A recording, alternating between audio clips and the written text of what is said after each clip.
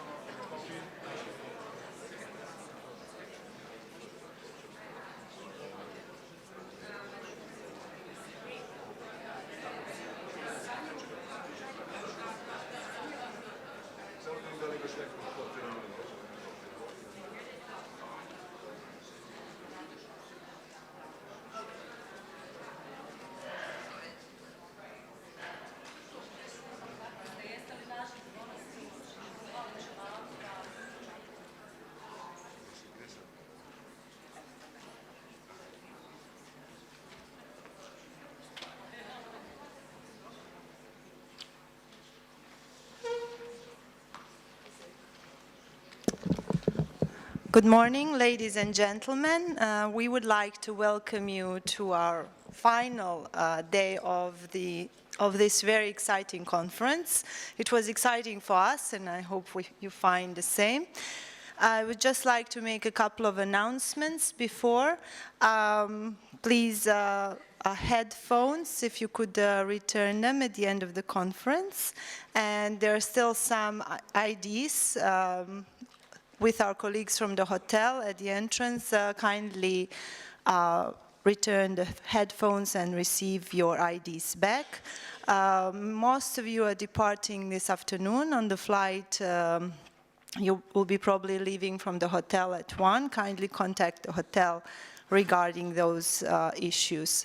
So now I leave you in very able hands of my colleague, Petar Finci, for the following panel. Thank you very much. Hvala, Admirala. Dame I gospodo, dobro jutro. Thank you, Admirala. Ladies and gentlemen, welcome to the 8th and last panel session on the legacy of the ICTY. My name is Petar Finci and I work for ICTY Outreach, which is also the topic of today's panel. Today we are trying to take several different angles on the possibility of acquainting people from the former Yugoslavia with the work of the ICTY, since it is about to close its doors. I will be assisted by an eminent panel of very experienced panelists who have made many attempts to present the work of the ICTY to the people in the former Yugoslavia. First of all, we have Saranda Bogojevci from the foundation of Bogojevci Family Foundation, Nataša Kandić, Regional Coordinator of the RECOM Initiative, Denis Grat, MP in the Parliament of the VIII Federation, Mirko Klarin, Director of the Sense New Agency, and our special guest is the first prize winner of the essay writing competition in our youth outreach project, Maja Graca, and I wish you all a warm welcome and thank you for your participation. In the last 2 days, there was much mention of outreach and its general attempts to make the work of the ICTY closer to the people in the former Yugoslavia. There was much discussion about its impact on informing the public, as well as on the work of civil society organizations. I hope today we will be able to offer yet another angle, first of all by trying to analyze or focus less on the possible omissions but turn to the future and to see what is possible to do after this so-called first phase during which the tribunal was in operation. We are very limited in time. After this panel we have the closing session of the conference, and I would prefer to hear as many of you from the audience as possible. Therefore, I would like to ask the panelists to bear the schedule in mind. If you have questions or suggestions that you did not have time to express here or you did not wish to, you can send an email to the conference email address or reach out to Outreach or simply write it down on the flip chart outside. Before that, we wanted to show you a brief film concerning some of the activities that Outreach was involved in its last 8 years of existence. It is in PCS, but English interpretation will be provided.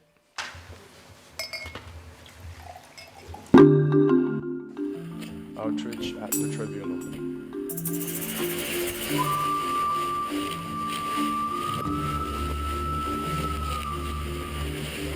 The outreach program that we created was designed to bring the tribunal to the former Yugoslavia, was designed to let the people in the region know what we were doing and how we were doing it.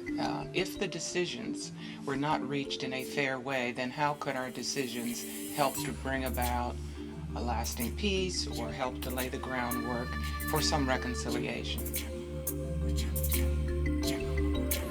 Danas smo ovdje u sklopu outreach programa prezentacije u srednjim školama u Bosni i Hercegovini. Presentation to high schools in BIH and across the region. We will attempt to acquaint the high school students with the work of the tribunal. Da je na prostoru cijele bivše Jugoslavije približno ubijeno oko 140.000 ubijenih ljudi. Govorimo na...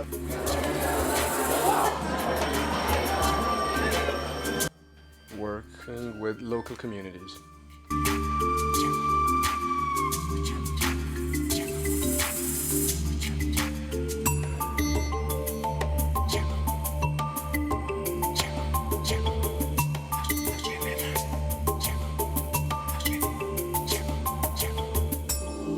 The message now is much clearer, as I said. There's no longer impunity. And this is, in my opinion, the greatest, the most fundamental, the most important legacy of the ICTY.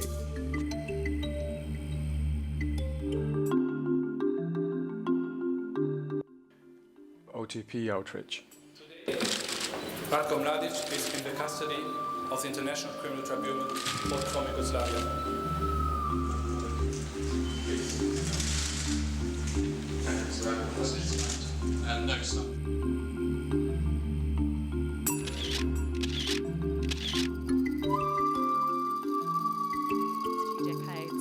And of course, it's been very much our commitment to following through on our promise of justice to those victims that led to the book that we're launching here tonight. Capacity building. Is being conducted in close cooperation with the ODR office and the OEC offices in the region. Offer tailor-made training to the legal staff, supporting staff as well as professionals all over the region in specific components of the ICTY court records database. Media work.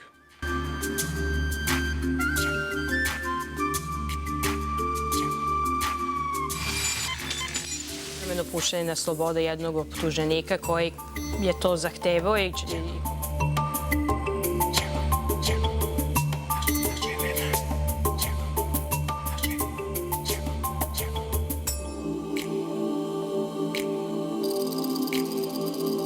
Now, the first thing you notice when you walk in here are the sheer number of cameras around here. There are 6 in this particular courtroom. And then it gets broadcast on the Tribunal's website all around the world, but perhaps in particular to the former Yugoslavia itself, so people can hear exactly what is happening. Outreach on the internet.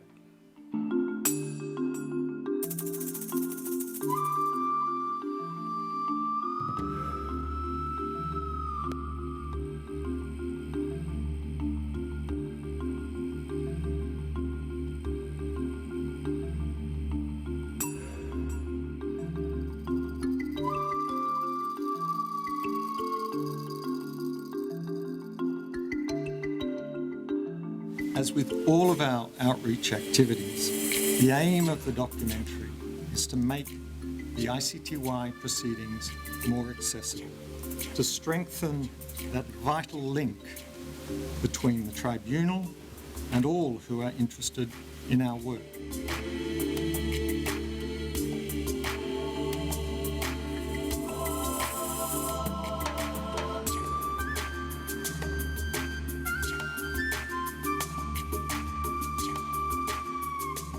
Well, I think they do a great job of making both the work and the images available to the public in a way that, wouldn't be possible. I think it's just making the work of the tribunal tangible.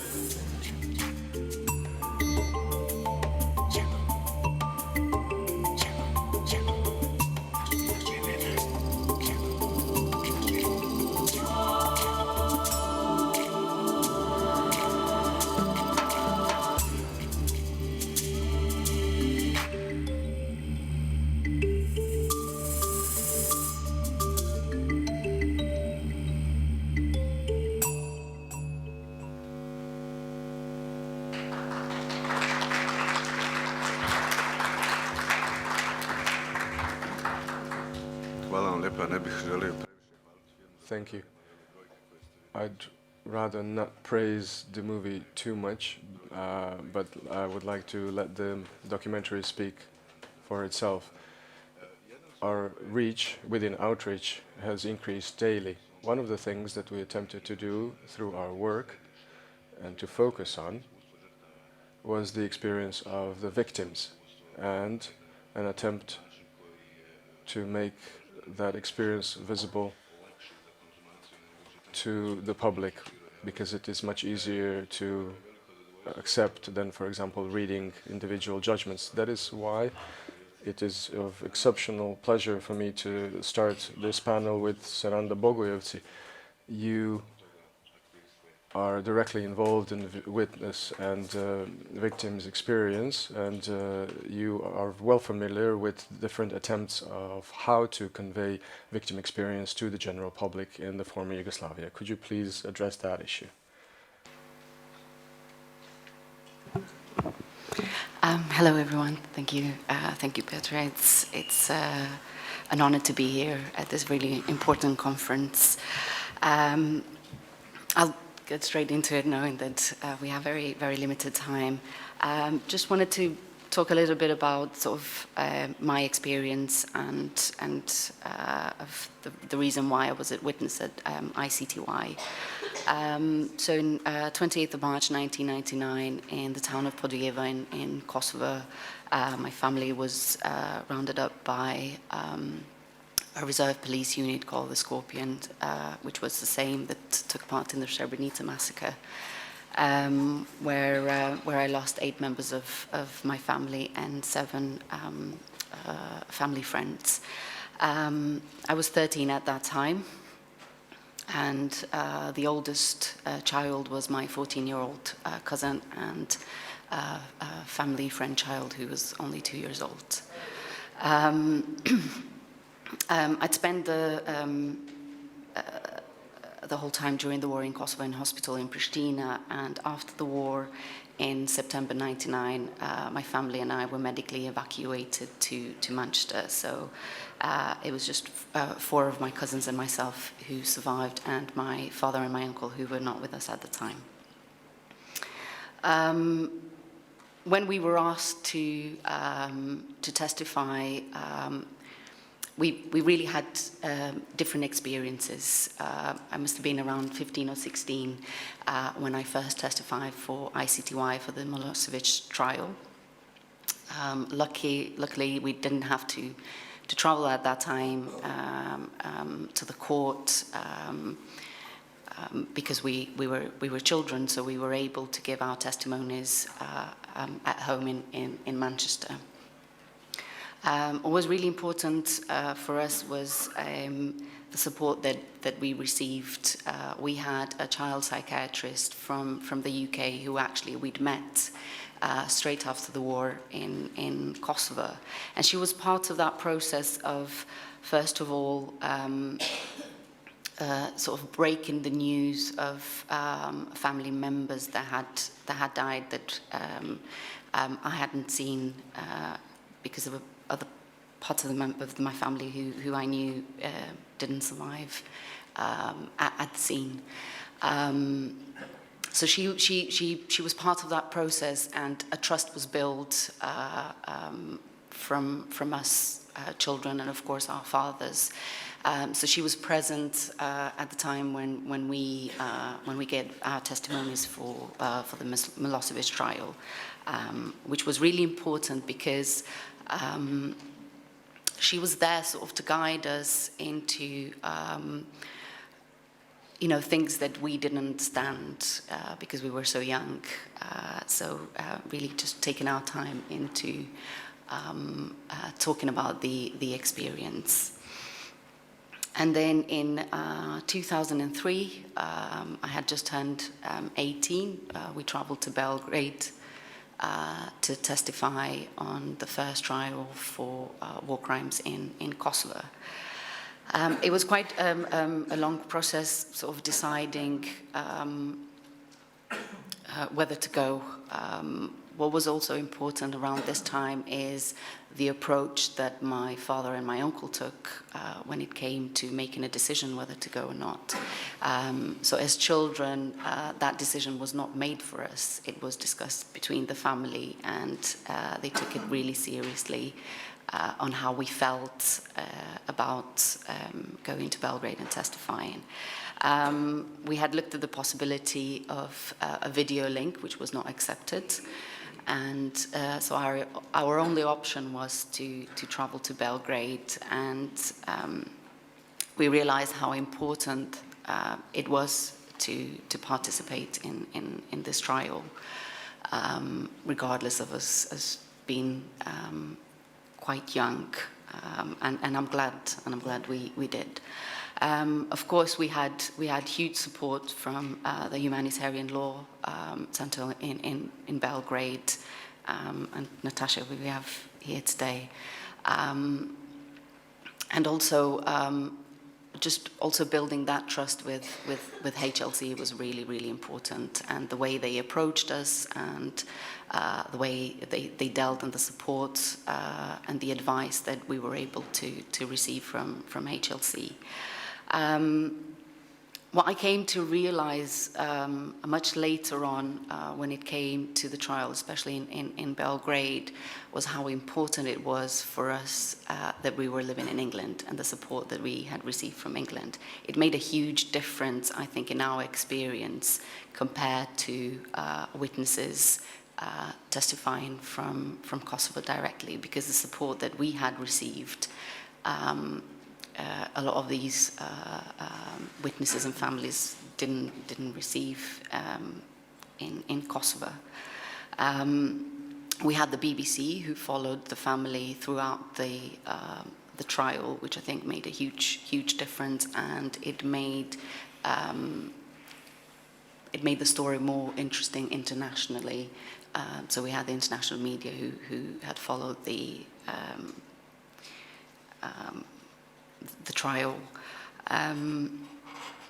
There were long discussions, of course, about security, procedures. So we managed to be quite prepared before going to testify. The next two trials in 2008. I was invited with my cousin Fatos to testify at the Djordjevic case at the ICTY. Again, that was a different experience because we had already gone through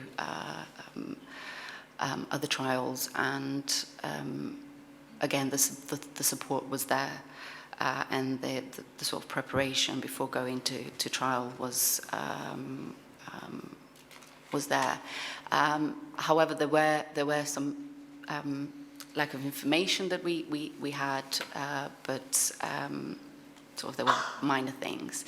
But what's important to understand is that when a witness has been asked to go and testify in wherever that might be, sort of even just knowing where you can get coffee, it's a huge importance, that alone are the details. So the reason why I mention this is that it's really important to think about these details and to have that communication with the witnesses, and the witnesses being able to sort of freely and feel comfortable in asking questions and understanding better what's there available for them when it comes to support.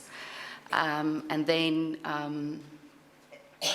in 2008, again, we traveled to Belgrade for the second trial, which again was a different experience, because at that point in Belgrade, a war crimes trial existed in 2003. That wasn't in place. We had less security, so we became a little bit more comfortable with traveling to Belgrade without having full security as we did in 2003. And of course, even the courtroom was completely different. I mean, in 2003, the accused was sat quite close to where I was testifying and where I was taking the stand, and his family were there. So it was a completely different experience. Whereas in 2008, it made a difference that sort of things were put into place when it came to the way the court was run. Also, I wanted to mention in 2003 we had a woman judge, and it was very, very important the way she dealt with the case and the seriousness that she took of sort of making sure that things were going right. So to a certain extent, of course, we were able to build some trust in that sense. But again, I had and my family had a completely different experience because of all the support that we had, and of course because there were so many people who were involved in supporting us from the UK. And I came to realize that on sort of the last 3 years of actually living in Kosovo and talking to people who had gone through trials, so not even just sort of traveling to Belgrade, but even the way the session had gone on in Kosovo. And it made me think a lot about how what can be done and what effect it has in people when making that decision on testifying. Unfortunately, in Kosovo, and from what I gathered, even just talking to people, even in Bosnia and in other parts of former Yugoslavia, institutional support has not been put into place to support victims. I believe that victims shouldn't have to look for where they can get support. I believe that institutions should have put into place programs which sort of reach out to families and reach out to victims and are in regular contact and are able to at least advise when it comes to making that decision of testifying. And I think these sort of things should have been put into place very, very early on. I mean, even now. And I think, again, this is where the international community comes into sort of pushing local governments in putting these programs into place for families. I've been thinking a lot, sort of, when it comes to also reconciliation and this topic, and I think this is the main problem. The problem is that people have been led down by their own governments, first of all, and then certain procedures that have gone internationally as well. And I think once you put that support and it's been prioritized, and people feel that something has been done when it comes to supporting families who've experienced the war in different ways, but also sort of successful trials on where you have people who've committed crimes convicted. And I think then, knowing that has happened, I think that would change the perception of people and will be much more open in sort of moving forward and acceptance of what has happened. Sorry, this is a picture of me that was taken during the war in hospital in Pristina. Forgot about the slide, sorry. And this is a picture that was taken on the Djordjevic trial at ICTY in 2008.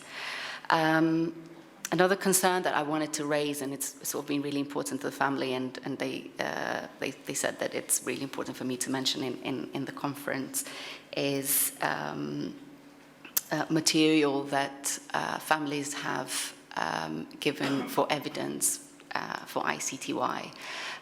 For example, we've given photographs and things like that that we were told that they would be returned, and I've come to realize how important these things are.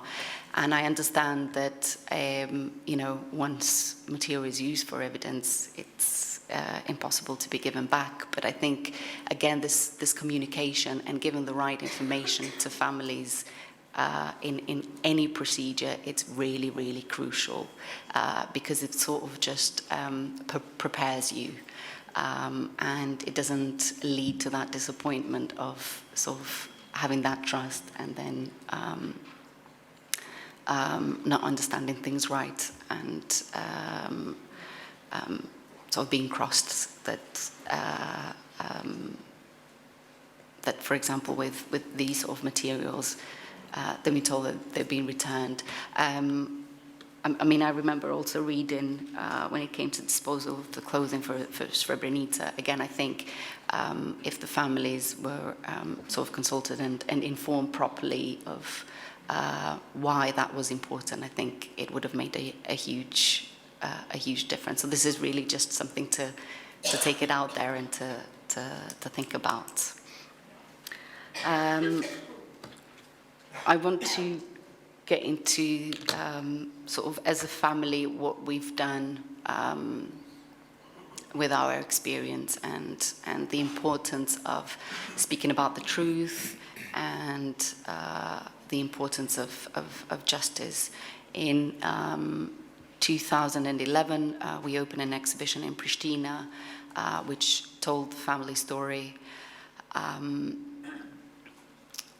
sort of taking people in a journey of what life was before and after the war, and what we did after, you know, when it came to justice.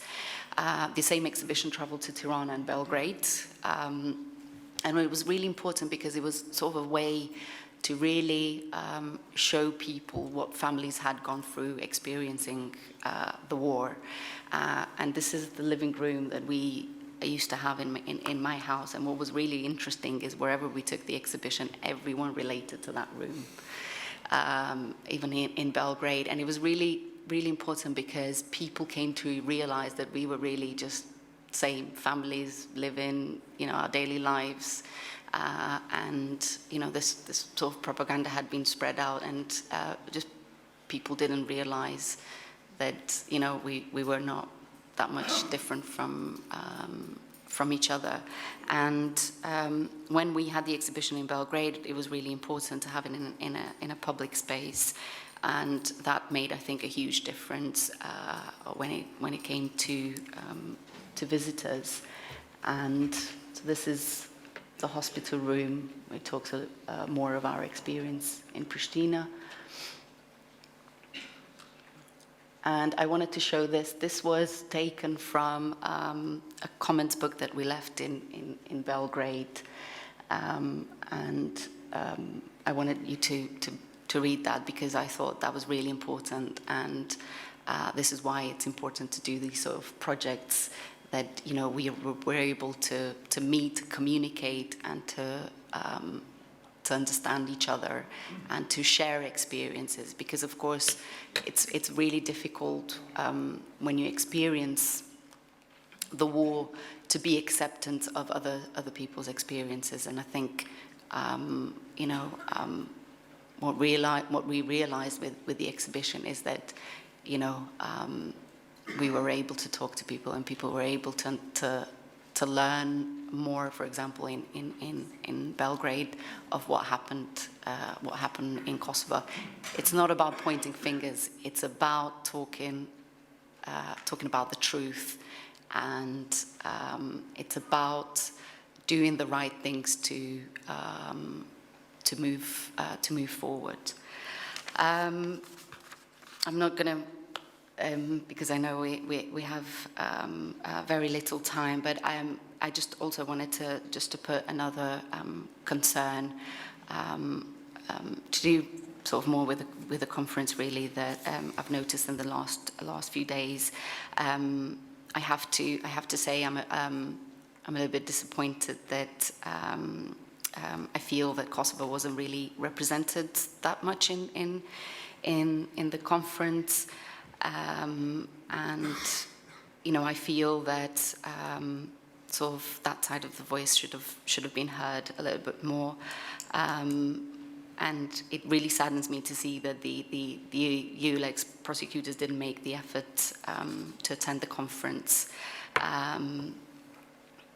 which to me just shows how much this mission has failed, and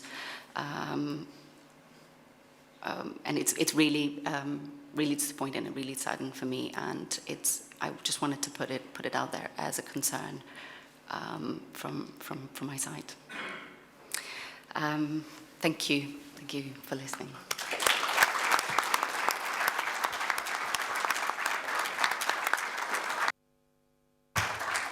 Thank you, Saranda. I can't speak for EULEX prosecutors, but I can thank you very much, and we are very happy to have you here today. You've raised some very important points, and I'd like to follow up on one of them. You have emphasized the importance of state support and institutionalized support given to the witnesses and to the victims, of course. And I understand that you are making moves towards becoming part of that support. Is that, could you tell me a bit? So I have made a decision to get into politics. I decided to run for parliament on the last elections in Kosovo. So at the moment we're just waiting for the results. But so all of these things have really pushed me forward into that, and I want to be. I've been given an opportunity, so I want to take that opportunity to be able to support people in Kosovo, but also in a way maybe build closer bridges, because they've already sort of started, but get these bridges finished, I guess, in a way, when it comes to dealing with our past.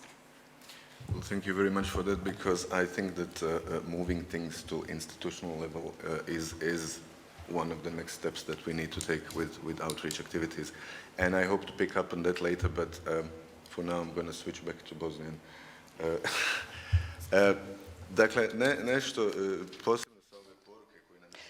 So, something particularly related to the message that Saranda gave us reminded me of the 2013 winning essay. It was a high school competition about the work of the outreach program and its significance for former Yugoslavia. Maja Grata won, and let me quote this paragraph: "That is why we have to face the consequences of the war. Somebody else's past is our present. To have a normal future, we have to experience a societal catharsis. It's like a dead weight holding back our legs, preventing our life and development. Until we've faced the crimes and learned from the past, I'm afraid that there will be no normal life around here for a long time to come."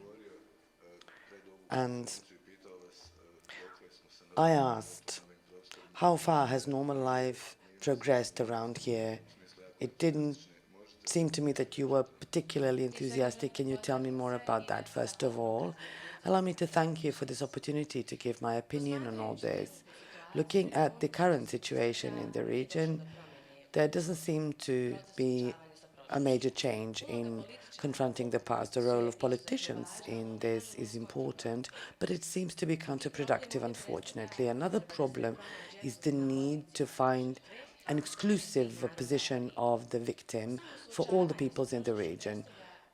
Confrontation with the past requires all of us to confront our own relationship with crimes by all the individuals from all the different ethnic groups. If we expect this to be done by others rather than start from ourselves, this will be pointless in terms of the process. A bright spot on the horizon is the recent example of religious leaders who visited places of suffering of different ethnic groups. I thought about this as a high school student. I'm a law student now. Again, I think about it first.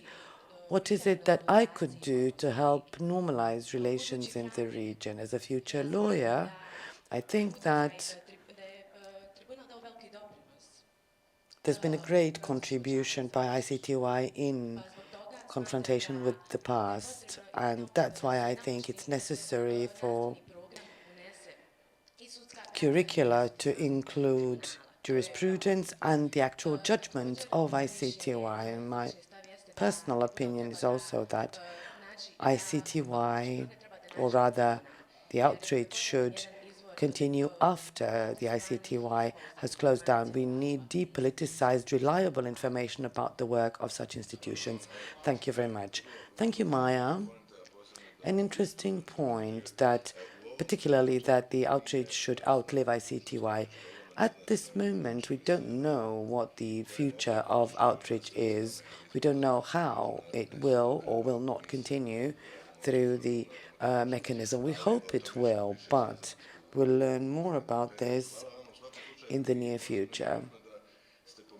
It's particularly important for me that you mentioned this need to have depoliticized objective facts, and that's why I would now like to invite Ms. Natasha Kandic, who has been trying for decades now to reach such facts, and RECOM is continuing such efforts, but perhaps at a level that is perhaps more political than civil society, to establish something at the level of different states. Could you tell us something about the future of those efforts?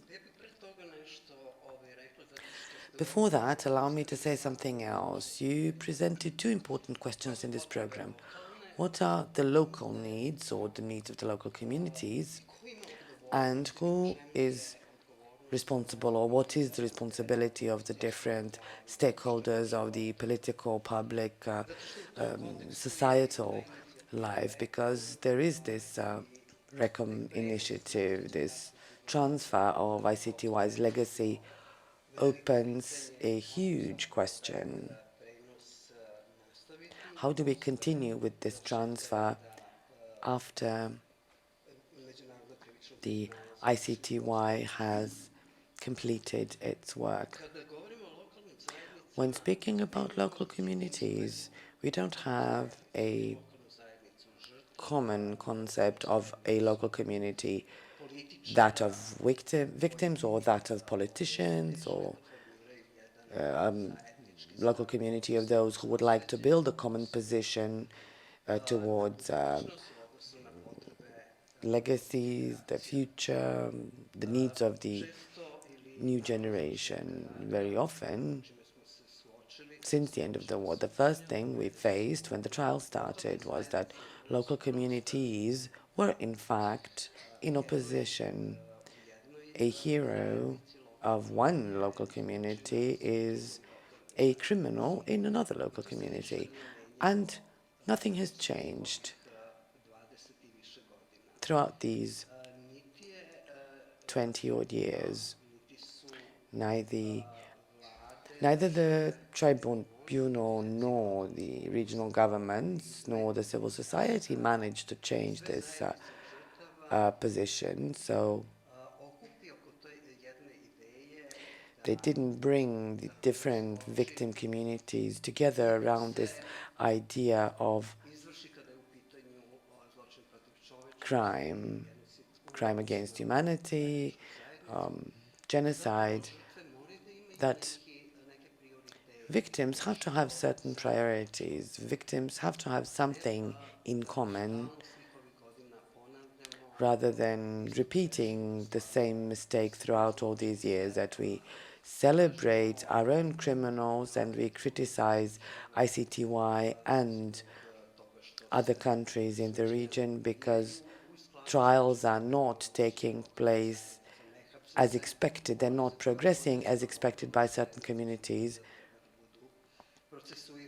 and those that certain communities think should be prosecuted are not being prosecuted. It seems to me that civil society mainly dealt with this issue of how to use the ICTY legacy so that at least the local communities of victims actually do have something in common. It took a lot of time, perhaps as long as a decade, in the RECOM coalition to reach certain minimum standards that bring local victim communities together. And everybody agrees and nobody's against it, and nobody thinks that it would not contribute to the society and the families if the names of all the victims of war crimes and all the members of the different armed formations in the different conflicts, that all the names are well known and that this be done by states. This would be something. Then we also managed, by listening, by being part of the consultation process regarding regional cooperation and the regional approach in confronting the past, everybody agrees that all who are dead are in fact equal. There's no difference.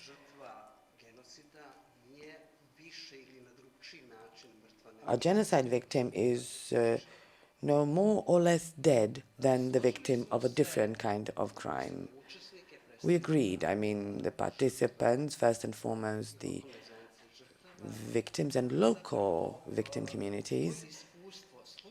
This experience of listening to others, in fact, changes their perception of who the enemy was. Is it entire ethnic communities, other ethnic communities? Are they the category of the enemy? Are victims of other ethnic communities the enemy, or are there differences? And over time, and it wasn't really a month, it was at least 3 or 4 years before we reached a stage where participants from different ethnic communities of victims, were able to say that they no longer thought that all the Albanians were terrorists, or that Albanian victims were able to say that they no longer thought that all the Serbs committed war crimes, or that they say even those who were in the different militaries in Bosnia, be it BIH army or be it VRS, that not all of them committed war crimes. This is something that has been achieved, but it did require a lot of time, a lot of effort, but it did open up the possibility of thinking about what else to incorporate into this segment of the legacy. If we don't start from understanding that the expectations and the requirements of local communities are the most important thing, we won't get far. Among the local victim communities, there is still a fairly clear condemnation of perpetrators irrespective of ethnicity. That has to be built. But there is another thing that came to the fore as particularly important. Instead of states understanding how important it is for this transfer of ICTY's legacy, that they, in fact, bear most of the responsibility for the legacy. Instead, certain categories, certain groups, certain organizations, certain individuals from among the civil society organizations, that they understand how important it is, that they do have this social responsibility for transferring the ICTY legacy. Starting from the Sense Agency, over the past 2 years, well, the first narrative, I believe, appeared 2 years ago, a bit more than that. The first narrative about crimes on the basis of adjudicated facts is, in fact, one of the most effective ways of transferring the ICTY legacy. And that's the test that proved to be quite successful. That opened the door for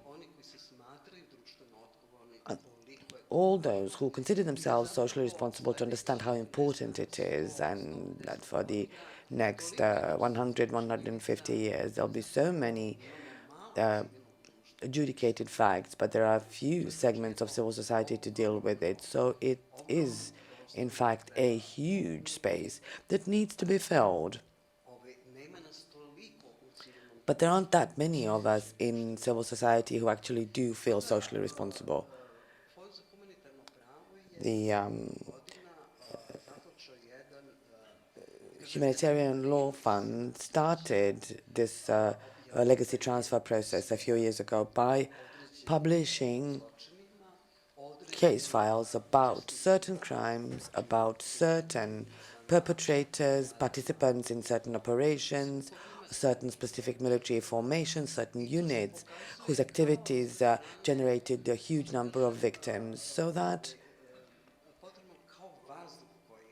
this is needed as badly as the air we breathe. On the other hand, it's also proving to be exactly the sharpest arrow that hits bullseye. It hits the states, it upsets them the most, it generates the largest volume of unfounded criticism and accusations of being mercenaries or being traitors. There's this whole arsenal of pejorative terms used against us.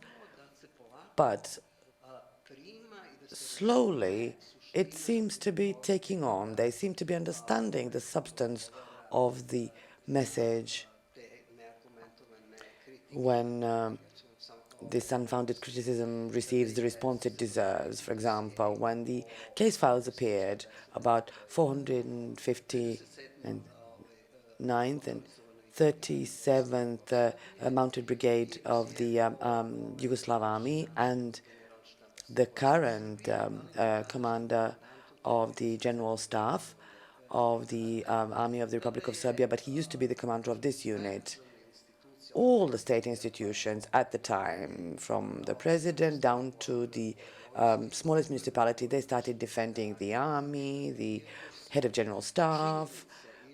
Although facts were presented in these case files, these adjudicated facts, the evidence used based on which judgments were delivered, they were so clear, so understandable, nothing complicated. On one hand, there was this area of responsibility of that brigade and its commander.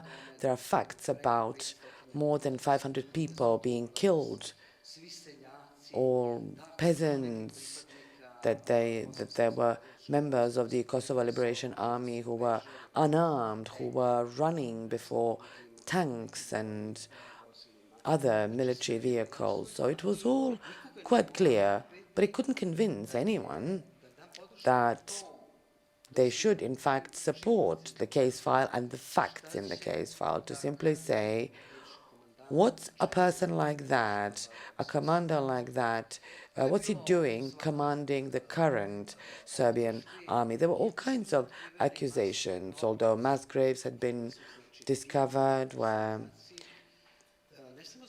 these peasants they were not just buried, the mass graves were covered by cement so that they would never come up to the surface. The Chief of General Staff was, in fact, commanding the army. He knew what they had happened.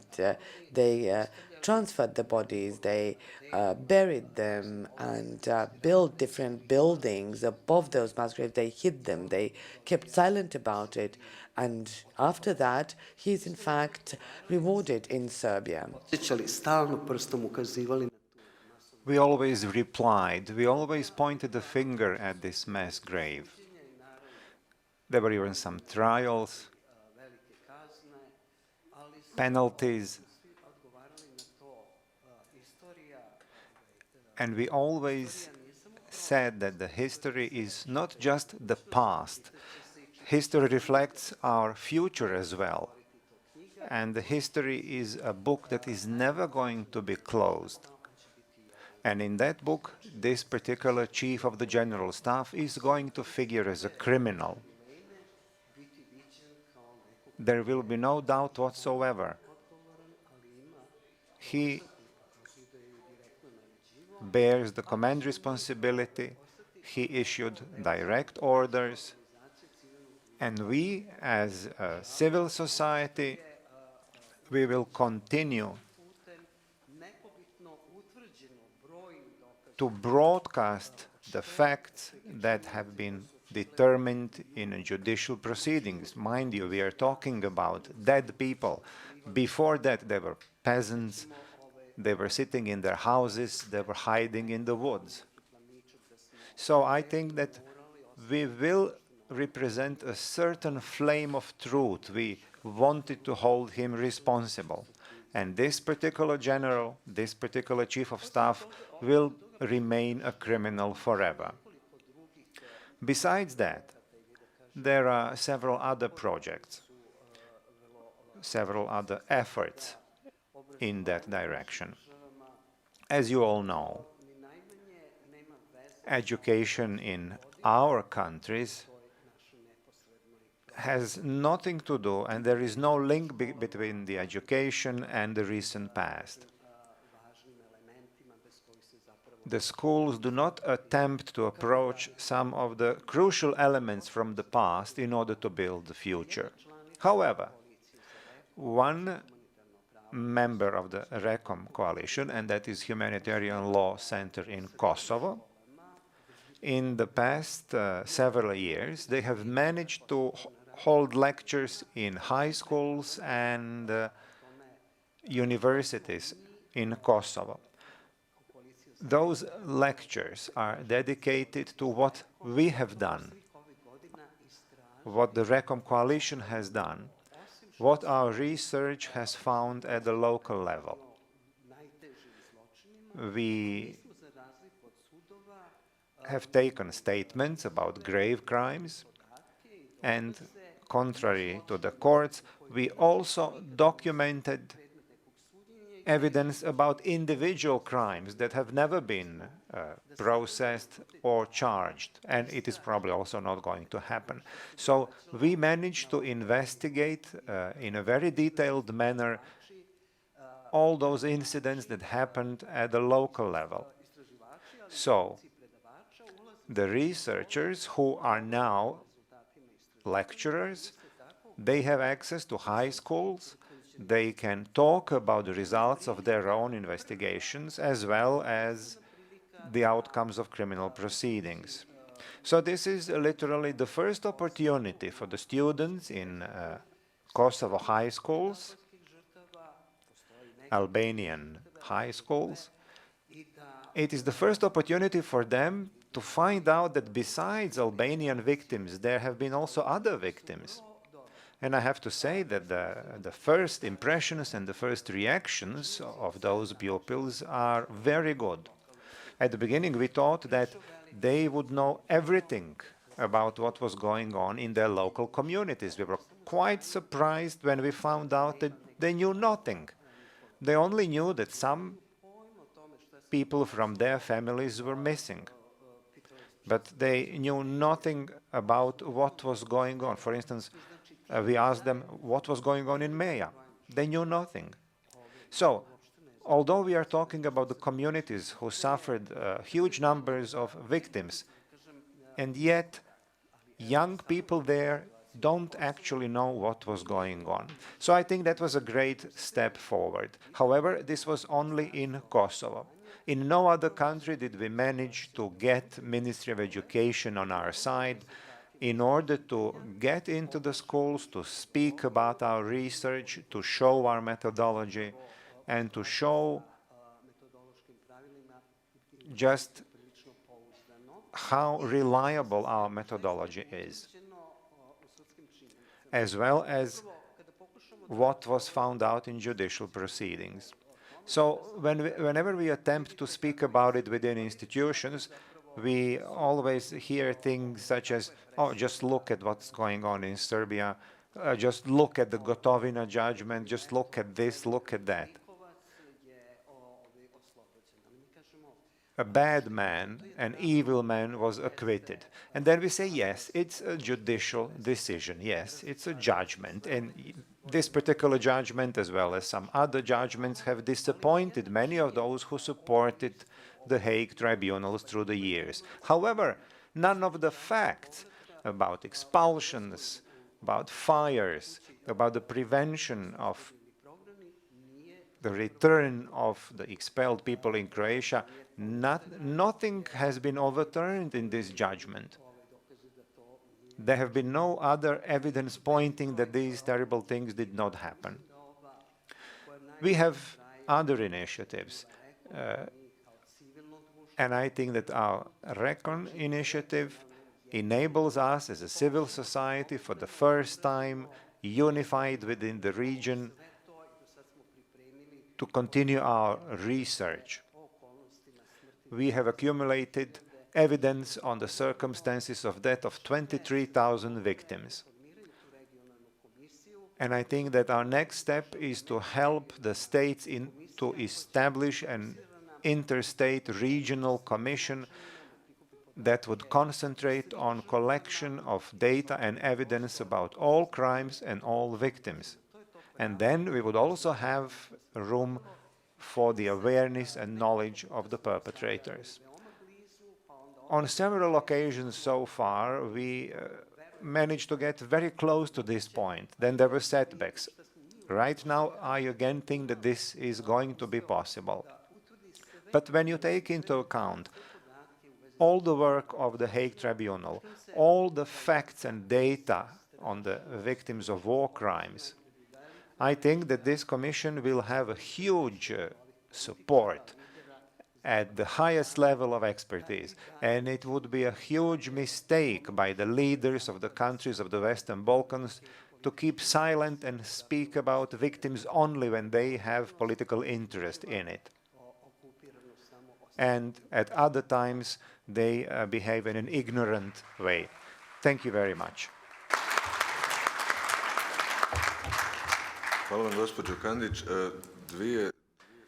Thank you, Mrs. Kandic. There are two things that I noticed. First, education and the Kosovo example. I'm very pleased to say that our outreach program also held the presentation back in 2007. On that occasion, we cooperated with the Humanitarian Law Center and the Youth Initiative for Human Rights in high schools in Kosovo.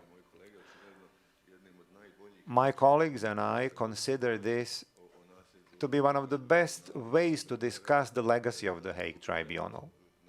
Just as Maya has said, there should be a way to perpetuate these presentations, and not only once a year.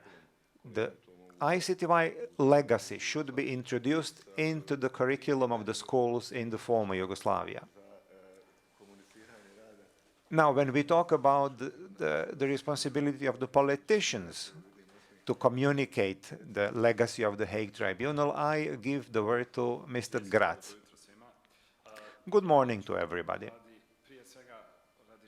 First of all, I would like to leave as much time as possible for questions.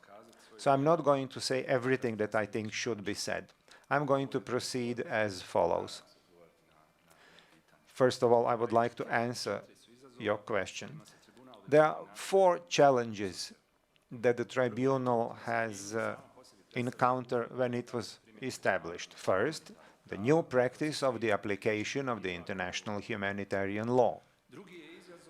The second challenge, establishing the cooperation between all relevant stakeholders, which should be also continued in transferring the judicial proceedings to the national jurisdictions. The third challenge was the completion of the work of the tribunal.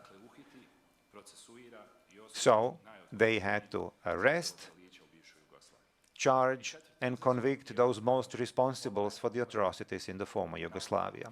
And the fourth challenge is the topic of this conference and our discussion today, and that is to preserve the legacy of the tribunal and to win the hearts and minds of people who should take this legacy into their hands and decide what to do with it. More than 20 years have lapsed since the beginning of the ICTY work. And I think we can safely say that the tribunal succeeded in its main function. I think that some of the pinnacles of the international humanitarian law can be found in the jurisprudence of the ICTY. For example, the appeals judgment against General Krstić for the crimes committed in and around Srebrenica in '95.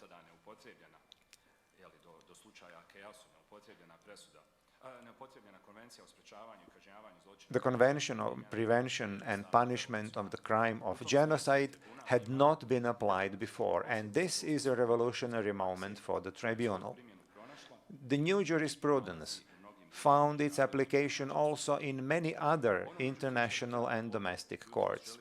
However, I want to highlight another thing here today.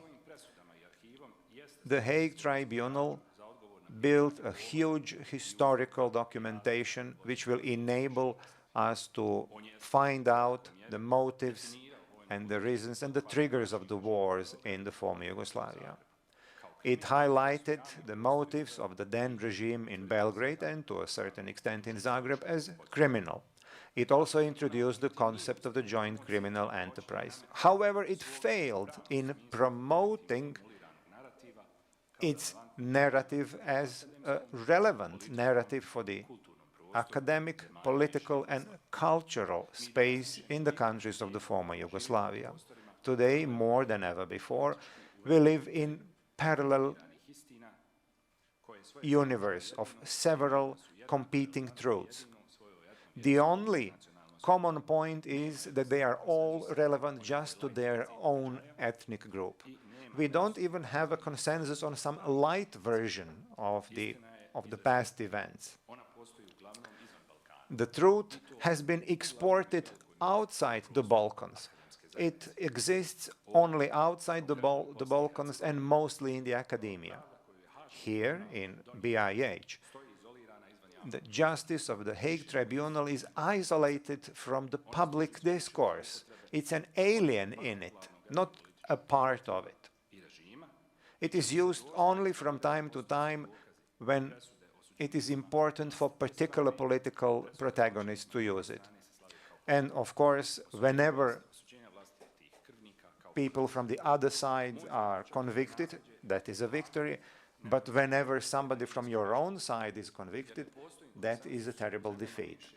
There is no consensus in the countries of the former Yugoslavia, and not even within the ICTY, about what should be done with the legacy built so far. I have several proposals about it. First, the archive material should be perpetuated. Any destruction of any documents of ICTY should be stopped immediately. This is something that is completely in the hands of the administration in The Hague. Number two, the archive should remain in The Hague or in another European country ready to accept it. I'm sure that there are many universities and institutes who would, without any political connotations, purely for academic reason, who would be ready to accept the archive. You shouldn't even think about transferring the archive into the community of the countries of the former Yugoslavia, in other words, here. Number three, the politics should stop dealing with the tribunal and its legacy. In other words, the basic individual political culture should dictate that judgments of courts should not be commented in public sphere. Number four, the academia should continue their work in accordance with their professional rules. This is a process that is already begun, and the consequences of this process, I hope positive consequences, will influence the future generation. Number five, linking up with my colleague, Mrs. Kandic said, is that the NGO sector should continue their work without any interference from the politics. This much from me. Thank you very much.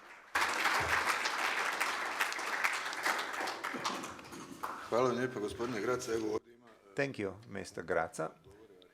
I think that we have people who are in charge about the archive, but I think that I can say that the decision to keep it in The Hague has already been made. I think that it will remain in The Hague at least as long as the mechanism is active, and then the Security Council will act. But one thing that has already been established is that the archive is in the ownership of the UN. You mentioned one interesting thing, and that is that the legacy of the Hague Tribunal in the public sphere in the former Yugoslavia is present only in a very selective way. So I think this is a good opportunity to ask Mr. Clarin, who devoted his life to prevent this ignorance. You have spent past 20 years reporting from The Hague, and now you are about to start using the legacy of the tribunal in a different way as well. Could you elucidate on that? I'm going to sit here because I want to show you some things from our web pages. It is true that due to various circumstances, of which I myself am guilty, for the past 20 years I have been following the work of the tribunal and trying to bring a little bit of common sense, hence the name sense, into the perception of the tribunal in the former Yugoslavia. I should like to begin with a shocking statement. The perception of the tribunal was much better before the establishment of the outreach program. Of course, that is not the fault of the outreach program itself, but it is the consequence of several factors. First, at the time, there were huge expectations placed on the shoulders of the tribunal, and the tribunal did not manage to betray those expectations up to that moment. That's the first reason.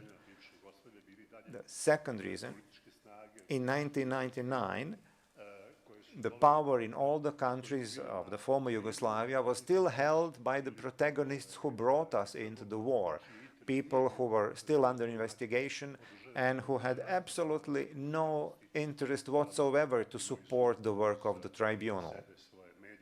Of course, their media were on their side, and they contributed to the creation of the atmosphere that led us into the war. The third reason,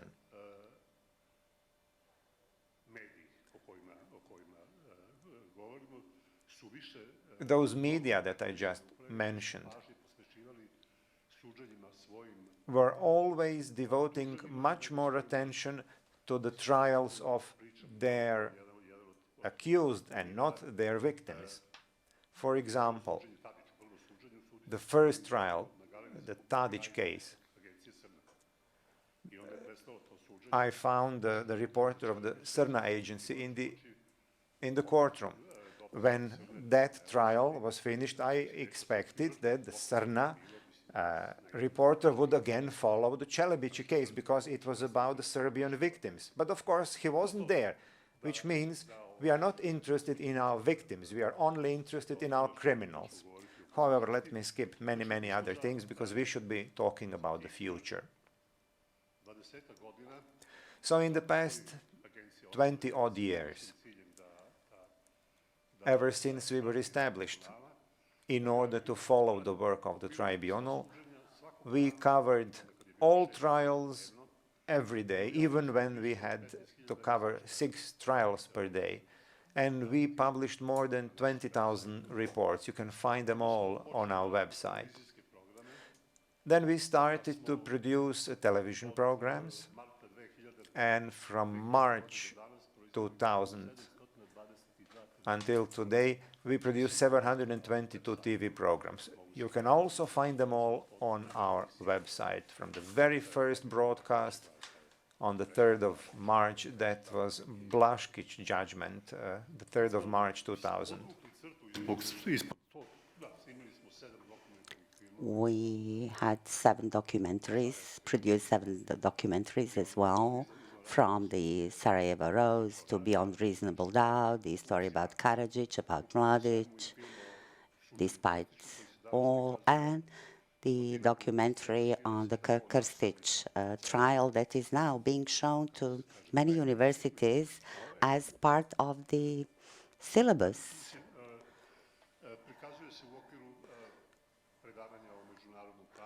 On international law and the functioning of the international court, because this is the only existing film on a complete trial from the beginning to the end. So when 2 years ago we finished this kind of work, we realized that with 15,000 reports and 720 TV programs and 7 documentaries, we might have told 10% of the ICTY story, 10% of what we had witnessed from one day to another, and started to think how to translate this story into something more lasting, and how the facts that were established and that we regard to be the most important legacy of the ICTY, the facts about the events in the former Yugoslavia, could be made clear and publicly accessible. So we came up with the idea of interactive narratives. Talking about the facts, many things we wouldn't have known about had it not been for the ICTY. We wouldn't have known about what happened in Vukovar, in Srebrenica, in Sarajevo, Prijedor, Koričanske Sjene, Čelebići, etc. So we wouldn't have ever reached that truth had it not been for the ICTY. A fact that the ICTY revealed was that in this room, back in 1991, in December 1991, the session of the Serb Democratic Party main committee was held, where the representatives of municipal boards were given secret instructions on how the SDS bodies should behave in specific situations. This is well known to judges as option A and B. This was mentioned at all trials. So this was born in this room. These were secret instructions how to assume power in the municipalities with Serb majority or minority. And this is what happened in this room. We would have never known about that fact had it not been for the ICTY. So it is one of a million facts that you can find in ICTY archives, which is a golden mine where you can find reliable data on what had happened. So we translate these into interactive narratives. Last night we had the opening of an exhibition. I might say a few words about it later on. That was the last narrative we produced on history and memory, and talks about the cultural and religious heritage destroyed during the wars in the former Yugoslavia. It starts with a story on how the investigation was conducted and the first victim, Dubrovnik, December 1991. It's important to note that the introduction to each event, as well as the video of about 10 minutes, you have a number of documents like the UNESCO report on war damage, and it's all available online, so you can watch it as long as you wish or go as deeply into the subject as you are interested in. Then there's Mostar, Bosnia and Herzegovina, the major destruction of mosques and religious places of worship, again, the film, selection of documents, Kosovo, of course. And then we made a step forward, which we never do, because our narratives are always based on what we saw at the ICTY, but then with the assistance of Andros Videmraj, who witnessed before the ICTY, we selected 30 most important cultural monuments for the destruction of which no one was held accountable. And we provided photographs of before and after the destruction. Then there was the exhibition that was opened last evening to our great satisfaction by the president of ICTY, Judge Agius. I called it the exhibition of joint creative enterprise. As I put it, the enterprise of 5 CSOs from Croatia, Bosnia and Herzegovina, and a pan-European organization, Europa Nostra. We created the exhibition that was already held in Zagreb, in Belgrade. Now it is held in Sarajevo. It will be open until end August here, and then it will go to Pula, and in November in The Hague. And President Agius promised that we might show this exhibition in Malta. This much about narratives. Sense has completed its so-called Hague career 20 years later. Despite the support from the President and Secretary, which we are very grateful for, we haven't managed to obtain support to remain in The Hague by the end of this year and follow the 2 pending trials until their completion. So we will move to Pula, where, thanks to Istrian county authorities and the city of Pula, we got a place to open the documentation center, where we will move our archives and try to continue with the work we started with these narratives to make it clear, visible, understandable, and widely accessible. The facts established at trials before the ICTY, I mean. This much from me for now. I believe it's sufficient at this point. Thank you, Mirko. Given that we are approaching the end of this session, but we have 10 more minutes because we started with a 10-minute delay, I suggest we should take several questions or comments to be more efficient and then answer or comment them. I'm Gordana Đekanović, a journalist from Pristina. Now I live in Pančevo. I would like to greet Saranda Bogojevci. I was also born in Podujevo, and I know the horrific story about the Bujevci family. I heard about it back in 2008 in Pristina at the regional conference organized by the Humanitarian Law Center. What I have to say before I leave this conference, because I believe this will be the last time, the last opportunity for me to say something on this topic. I will write about it, of course, because I do write, but we, the families of the victims, should not be criticized for looking at the data coming from the ICTY from a different angle, because the ICTY deals with figures inter alia. There are no figures for us. For us, there are victims. There are members of our families and those who were killed. And because of that, I want to say that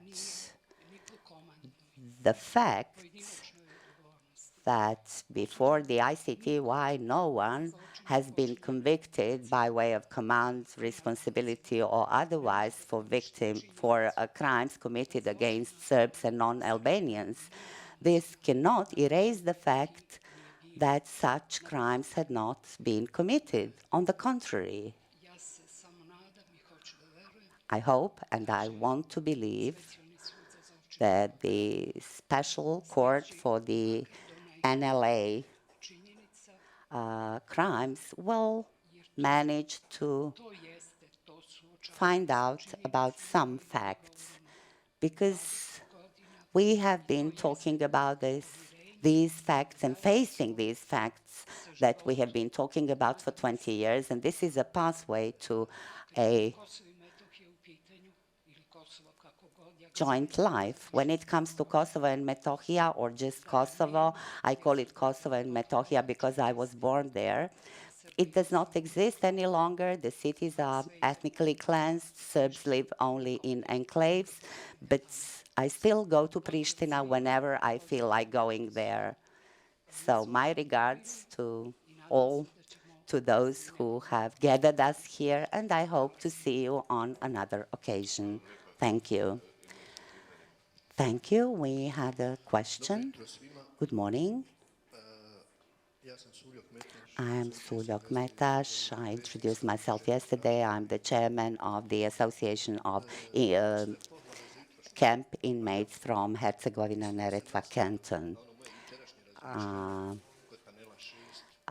During the panel 6 yesterday, when the colleague wouldn't allow me to finish what I wanted to say, but you continued that this morning, talking about victims and talked about local communities where from problems come. I was very emotional listening to Saranda's presentation because I'm a victim myself. It was a sort of blessing in disguise for her that she went to the UK and received all kinds of assistance.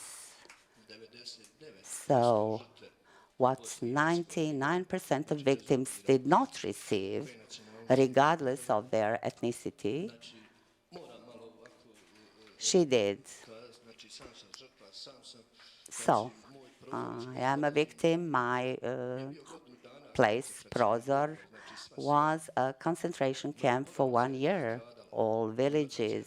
My family was killed. My father was slaughtered in front of me. My wife was raped. My 3.5-year-old daughter was shot at. So we didn't receive any assistance. So I have a question. How do we deal with these local power wielders? I still live in Prijedor, and the street names are made after the criminals still. The so-called Day of the Municipality is the day when 5,000 Bosniak men, women, and children were placed on trucks and expelled to some mountains. Then we walked for 3 or 4 days through these mountains. Some people were killed. So even now, the local power wielders talk about war criminals as heroes.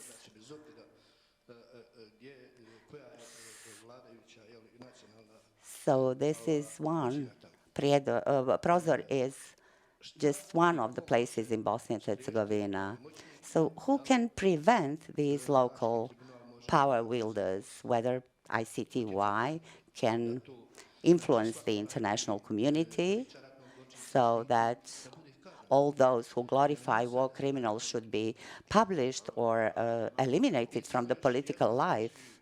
And just one more thing. I like the suggestion that the ICTY archives, the truth, should be used in the education process. Children or other people do not learn now what happened in that period. Maybe some people speak about that at schools, but not openly, and history is being distorted in that way. So it should be introduced in the curricula. Thank you. It seems to me one of important conclusions of today's panel. There's another question there, and then the panelists will have an opportunity to answer them. Just briefly, I'm Saja Čorić from Mostar, the victim from Vojno camp. I would like to greet the distinguished Mr. Agius, who has been sitting with us for 3 days.